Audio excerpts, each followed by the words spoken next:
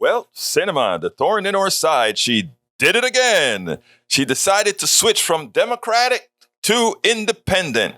What does that really mean for the Democratic Party? From a voting perspective, no significa nada. We only need one more favor from Sinema, and that is on committees to ensure that she votes with the Democrats so that we have the majority on the committees. If she chooses not to do that, she will be removed from, or she should be, and likely would be removed from every single committee, which means she would be a senator just sitting there with no real value. As we know, committees is where all the actions occur.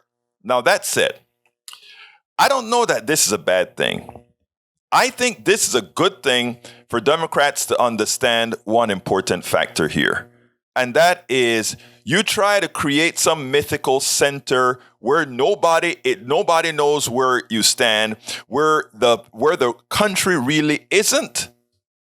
And you get senators like Sinema and Manchin. Some would say, well, they're representative of their states. That's not true. Look at the second senator from Arizona. He is a reliable Democrat that is doing reliably well for its people, getting his votes from the same pool. And he doesn't behave like Sinema does, which is nothing more than a corporate hack. Paid for and delivered by corporations, Kyrsten Sinema.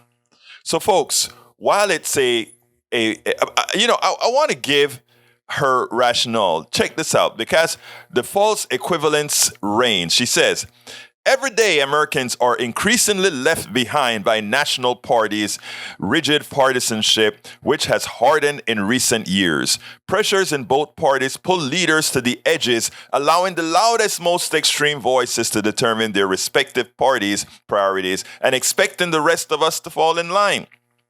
In catering to the fringes, neither party has demonstrated such much tolerance for diversity of thought. Bipartisan compromise is seen as rarely accepted last resort rather than the best way to achieve lasting progress. Payback against the opposition party replaced thoughtful legislation. You see the false equivalence there?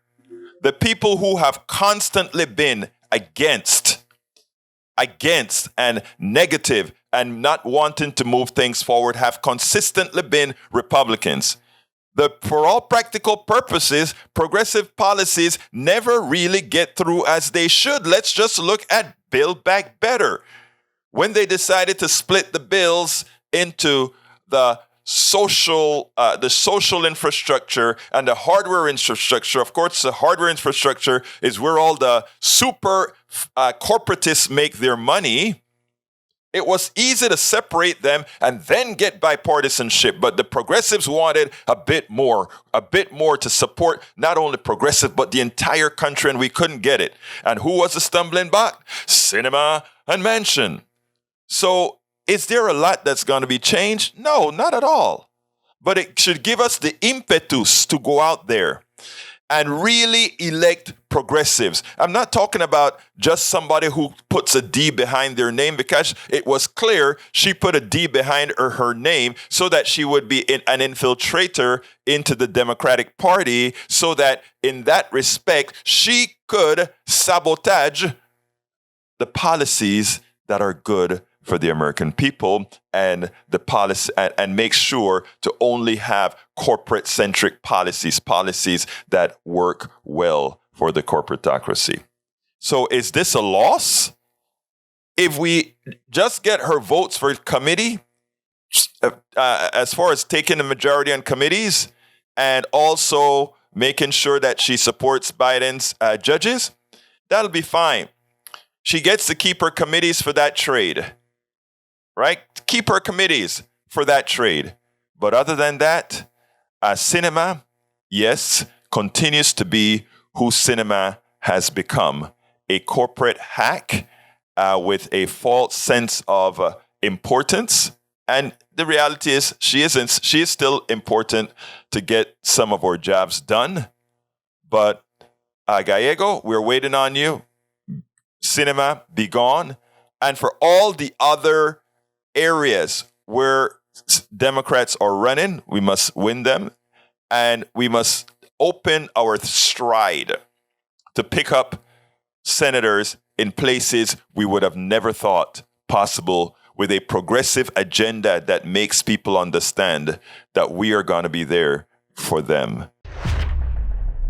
We spend a lot of time deconstructing the news, trying to parse it into a form that everybody can understand. We try to find those little nitpicks where it flies above the fray, etc.